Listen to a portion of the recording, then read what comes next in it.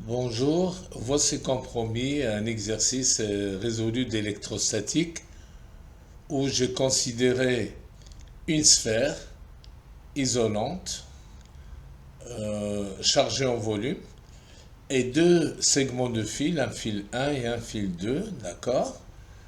Et on demande de calculer un certain nombre de choses, notamment des champs électriques et des potentiels électriques au point M et au point M. Donc nous avons la sphère ici, de rayon R. Le système d'axe XY, il est comme indiqué ici, il est centré sur le centre de la sphère. Z est vers le haut, vous avez Y et vous avez X. Et la sphère a un rayon de R. La distance entre le point M et l'origine, c'est 2R. Nous avons ici le fil à une longueur de R et la distance par rapport à l'axe D, c'est 2R. R de la sphère plus R du fil, idem de l'autre côté, c'est tout à fait symétrique. Alors on demande de calculer au point M de coordonnées 0, 0 plus 2R. Donc j'ai ici 0, 0 et 2R en Z. On demande de calculer le champ électrique engendré par le fil 1 au point M.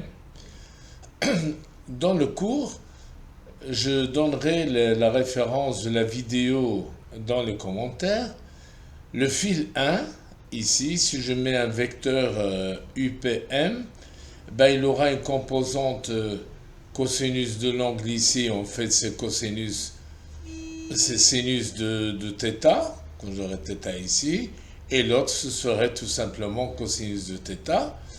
En intégrant le champ différentiel, on a le champ électrique de fil 1 au point M, c'est moins k lambda sur Z, c'est question d'orientation, parce que je sais que E va être dirigé dans ce sens-là. Il a une composante selon Z et une composante suivant les X positifs. Donc ici, moins k lambda Z sur Z, cosinus de θ étant l'angle formé entre OM et MA, d'accord, c'est AMO, c'est θA ici, c'est l'angle par rapport à l'axe Z de la pointe A du segment de fil, et la même chose pour θB, c'est l'angle ici entre MB et O, d'accord, fois EY, d'accord. On voit bien ici cosinus θA est plus petit que cosinus de θB. Donc ça va être négatif avec le signe moins, ben ça donnera un champ électrique, une composante selon l'axe des X qui est dirigée vers les X positifs. La même chose pour la composante EZ, moins k lambda sur Z, sinus θA moins sinus θB. Attention, dans la vidéo du cours, j'avais un fil ici, il s'appelait A et B, mais bien sûr, ici c'est la première extrémité par rapport à l'axe, et A c'est la deuxième, donc on fait bien sinus θA du deuxième angle, θA, moins sinus de θB EZ. Z ici est égal à 2R, parce que M est placé à 2R, comme on l'a dit ici, et on obtient, pour le champ électrique du fil 1, moins k lambda sur 2R cosinus θA moins cosinus θB fois EY. Et la même chose ici pour EZ, mais j'ai juste remplacé Z par 2R. Ici, tangent de A est égal à moins pi sur 4 parce que nous avons ici 2R et 2R, donc c'est un angle. Les angles de ce côté-là sont comptés positivement, ici négativement. Donc, tangent de θ égale à moins 1, ça veut dire que θA est égal à moins pi sur 4. Et cosinus θA est égal à racine 2 sur 2. Sinus θA est égal à moins racine 2 sur 2. Et pour cosinus θB, mais nous avons θB qui est ici. Cosinus, c'est tout simplement 2R divisé par l'hypoténuse qui n'est autre que tout simplement la racine carrée de 2R au carré plus R au carré. C'est ce que j'ai fait ici. Et ça donne 2 racines de 5 sur 5. Je calcule de la même manière sinus θB qui est égal à moins R sur racine de 4R carré plus R carré. Et ça donnera moins racine de 5 sur 5.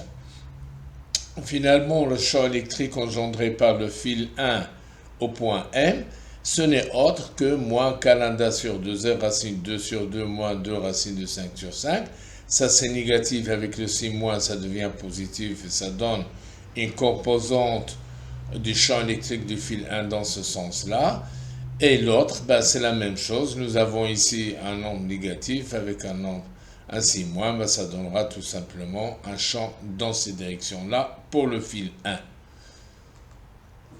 On demande de faire la même chose pour le fil 2, mais remarquez ici, on a des θ qui sont positifs. Et à ce moment-là, je vais avoir, quand je vais avoir un UPM ici, ben, il aura moins cosinus de cet angle, c'est-à-dire sinus θ, moins sinus θ, et l'autre c'est cosinus. Donc d'où les signes ici qui devient positif. Et nous avons k lambda sur 2r, parce que m se trouve à 2r.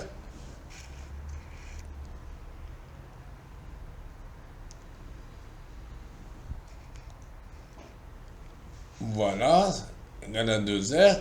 Et par conséquent, ben, on va obtenir tout simplement, voilà, les 2r ici. On fait la même chose comme tout à l'heure. Ici, on a θd qui est égal à pi sur 4. D'accord, 2r et 2r ici, donc ça fait pi sur 4. Et cosinus θd est égal à racine 2 sur 2.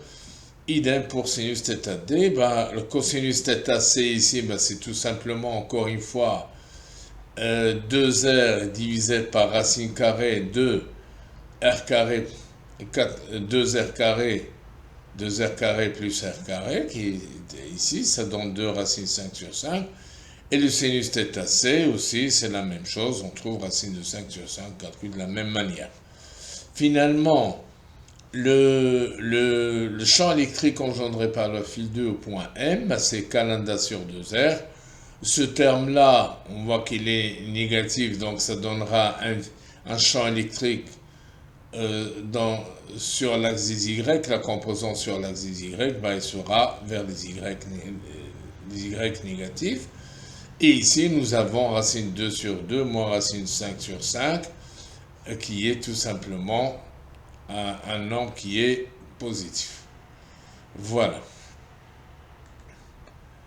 Alors, on demande de calculer le champ électrique de la sphère engendrée au point M. Ben, on a vu que le champ électrique engendré par une sphère à l'extérieur, ben, c'est comme s'il s'agissait d'une charge ponctuelle de valeur égale à la charge portée par la sphère et qui serait placée au centre. Donc c'est K Q sur Z carré et selon EZ, il est radial parce que ρ est positif. Dans ce cas, Z est égal à 2R et on obtient le champ électrique de la sphère, c'est KQ sur 4R au carré, d'accord, parce que c'est 2R. Eh bien, on remplace Q par tout simplement 4 tiers de pi fois R au cube. Eh ben, après simplification, ben, on trouve tout simplement ça. Voilà. Il y a un pi ici, c'est 1 sur 4 pi epsilon 0, donc j'ai mis ici pi. Le champ électrique total du système, qu'est-ce que je dois faire? Tout simplement, par principe de superposition, j'ajoute tous les champs. Eh bien, il est clair que par symétrie, la composante du champ électrique du fil 1 va être dans ce sens-là, et celui-là va être dans l'autre sens, et les deux composantes sont égales en norme, et ils ont la même direction et de sens opposé, donc le champ électrique, selon la direction des x des deux fils, se compense. Et on aura tout simplement la composante sur EZ qui est ici après remplacement des variables par leur valeur. Le champ électrique total infini du système, si M s'éloigne vers l'infini, ben, il est clair que si M s'éloigne vers l'infini, ça veut dire que Z tend vers l'infini, et le champ électrique, tout simplement, c'est les limites de champ électrique au point M quand Z tend vers l'infini. Et comme tous les champs sont au moins 1 sur Z, eh ben, il est clair que le champ total va être très faible. Il va s'annuler à l'infini parce qu'on est très loin des sources de charge. Le champ électrique total du système au point M si R tend vers l'infini. Ben, c'est R tend vers l'infini, comme M est égal à 2R, ben M tend vers l'infini aussi, s'éloigne vers l'infini, donc Z tend vers l'infini, on retrouve aussi un champ électrique qui est égal à 0. Bien, quel que soit le champ du fil, ben, quand on va être très très loin, comme on vient de le dire, c'est la même chose que la question E. Pour le champ électrique total au point M du système, c'est les coordonnées 0, 0, moins 2R, c'est-à-dire ici, ben on voit très très bien que c'est vraiment le 1', c'est le point symétrique de 1 par rapport à l'axe des X. Le champ électrique sera exactement le même, mais dans le sens opposé. C'est pour cela j'ai dit que la norme de E total en E' est la même chose que de l'autre côté, mais on a un signe opposé par symétrie. Et finalement, je prends le même champ total que j'avais calculé tout à l'heure, et je mets un signe moins. Et il est sur EZ, mais dans l'autre sens, bien sûr. On demande de calculer le potentiel électrique de la sphère au point M. Bon, c'est que le potentiel, c'est moins l'intégrale jusqu'à Z de EZ dz. Je remplace E par sa valeur parce qu'on a vu qu'il était sur Z carré EZ. Ben, l'intégrale, ben, ça donne tout simplement KQ sur Z plus une constante. La constante est déterminée par les conditions limites qui ne sont pas données dans le problème. Donc, le potentiel électrique de la sphère au point M, c'est ρ fois grand R au carré, le rayon de la sphère, divisé par 3 epsilon 0 plus une constante. Au point M, nous avons exactement la même chose parce que c'est tout à fait le symétrique, donc on retrouve la même relation. Le champ électrique total du système au point M si la sphère était creuse. Ben, si la sphère était creuse, on n'a pas de densité volumique déjà, on a une densité surfacique de charge qui est égale tout simplement à la charge totale divisée par la surface de la sphère.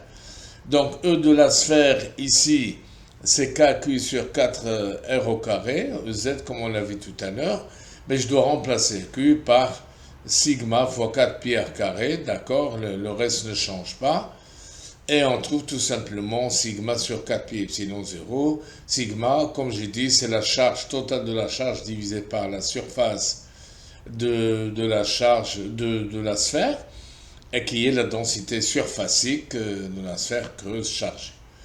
Les deux champs électriques des fils ne changent pas parce qu'ils sont indépendants de la sphère s'il est creuse ou volumique.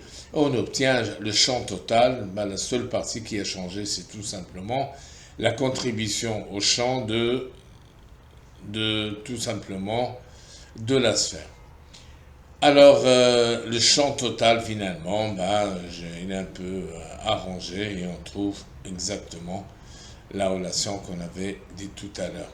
Et je vous remercie. N'oubliez pas que dans les commentaires, je mettrai les vidéos qui sont nécessaires pour pouvoir comprendre le champ électrique d'un segment de fil ou d'un fil infini, ainsi que celles engendrées par les sphères en un point donné de l'espace, et pour également le calcul des potentiels. Et je vous remercie encore une fois.